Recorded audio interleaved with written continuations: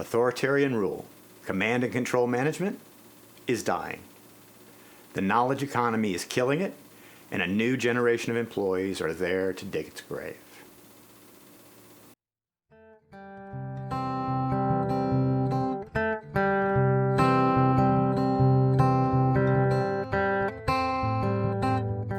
Depending on what industry you're in, either slowly or with blinding speed, the routine prescriptive work that responded to command and control management is going away.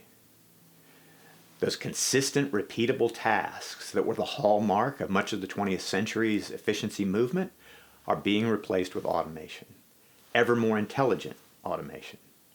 And automation doesn't require management, at least not in the classic carrot or stick wielding way that was the norm for 100 years of the post-industrial revolution's business model. What's more, the current and soon a second generation of employees are no longer going to be satisfied with the role of the doer that blindly follows the direction of the thinkers. They have grown up expecting to find purpose in what they do.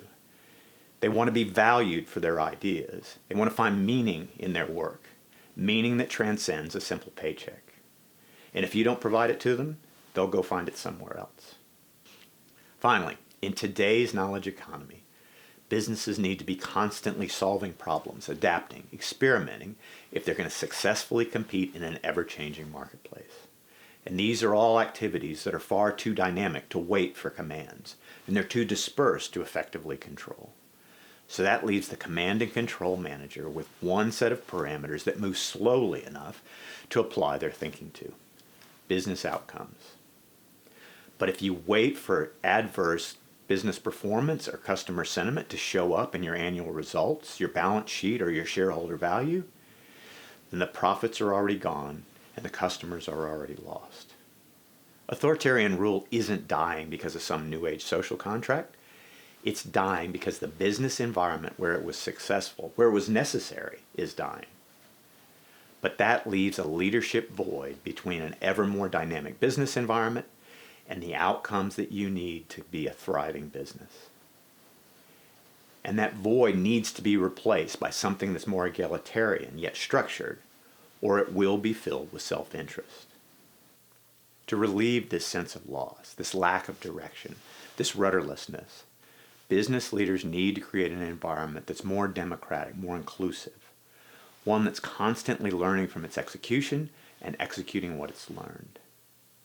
A place where people can move from being told what to do and where to go to one where they're charting their own path based on the direction created by their business leaders. A place where people can go from being told where the boundaries are and what the price is for crossing them to having the freedom to explore those boundaries and to being recognized when they have the courage to do so. To successfully navigate today's ever-changing business landscape, you need to craft an environment where the people on the front lines of creating business value regularly come together to adapt to emerging complexities, to create and recreate an experience that continuously attracts and engages your customers. And that means constantly forming and reforming teams that carry you toward the future that you aspire to, where knowledge is cross-functional and perspectives are diverse, because that's fertile ground for richer, deeper ideas. It also means developing and maintaining a teaming environment where your people feel safe to share those ideas, where they feel that they have the freedom to speak up. And failure isn't just tolerated, it's expected. Because that's where experimentation drives creativity. And innovation creates new business opportunities. And it's where you start to shape a workplace where meaningful progress is the new carrot, allowing motivation to become intrinsic. And shared purpose is the new stick, because accountability manifests as ownership.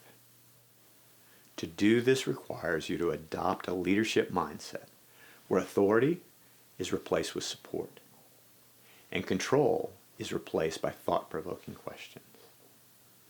The alternative is that your sense of authority will be diffused by an impenetrable veil of change and complexity.